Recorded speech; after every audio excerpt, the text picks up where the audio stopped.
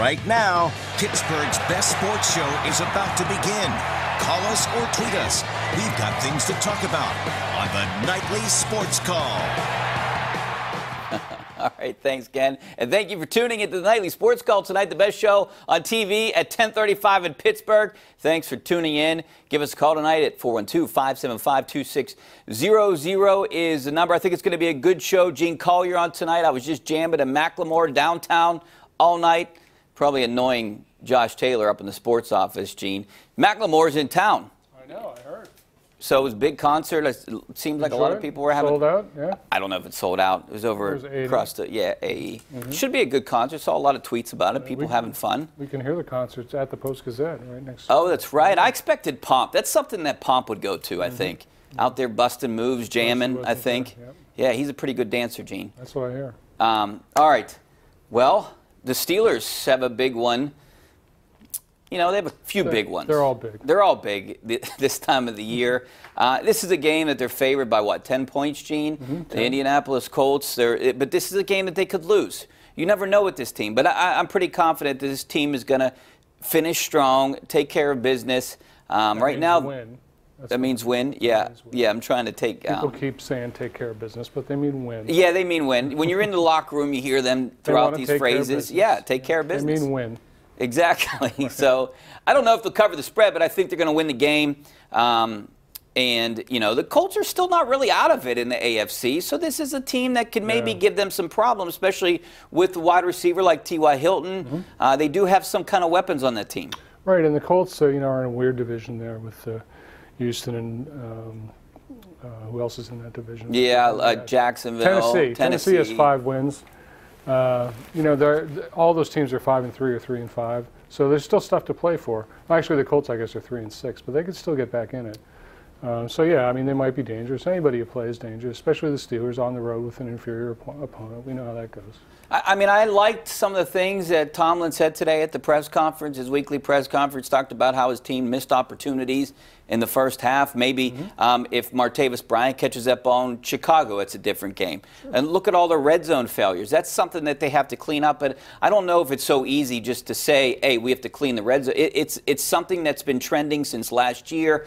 I don't know how they fix it. I mean, it's about guys making plays. And maybe the Steelers just aren't that good at play calling inside the 20 when the field shrinks.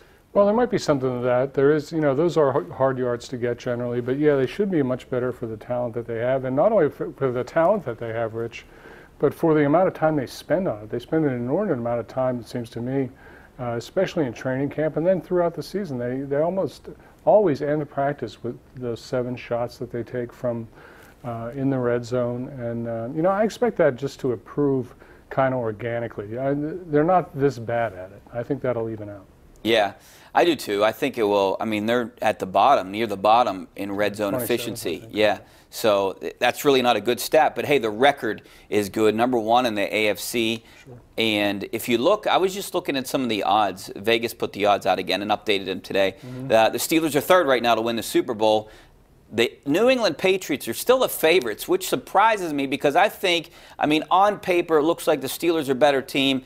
Maybe that New England has the mental advantage right now. The Steelers have to beat them first, and maybe that'll come later this year. Yeah, and I think on a couple of the sports books I saw moving online today, the Eagles were the #1 pick. Oh, the Eagles went past the. Right. Yeah, it's pretty close. They were all around 4-1, I think. New England was 3.5-1, 7-2. Right. But yeah, they're all the 3 favorites, and you know, I think for the Steelers that the most important game moving forward is that game against New England. I think a lot of people will agree with me. That's a game that they have to win because that could be home field advantage. You do not want to go, even though people have won, teams have won in New England, you do not want to go to New England and have to play this team. Well, no, but that's the case all the time for every team. Do you expect much changes with this team? In the second half, do you expect them to do anything different? I know guys talked about maybe going no huddle more or certain things. Well, I think that is one thing, and another is I think they'll warm up to wanting to play and then actually playing a little bit more man coverage. You know, they talked about that all in the preseason, but haven't really done it much. But I think they have the personnel to do it, and I think they will try to do it, particularly if they haven't done it much by the New England game. which is the 14th game. I think you'll see a lot of it then, and then they'll want to be able to do it going into the postseason. Yeah, I know this team is enamored and wants to score 30-plus points a game, but right now they seem like they have the formula: run the ball, Le'Veon Bell, keep Ben Roethlisberger under 300 yards, and it seems like that's when you get wins from this team. But, we'll see some of these offense. The New England Patriots offense is the one offense that could scare you. Other than that, maybe a Tennessee offense could shock you a little bit, but that game's in Pittsburgh. So Kansas City, good offense. Yeah, Kansas City was a pretty good offense that they played already. All right, Penguins, big win tonight for those guys. It was Hockey Fights Cancer at PPG, and the Penguins came away with a 3-1 win against Arizona.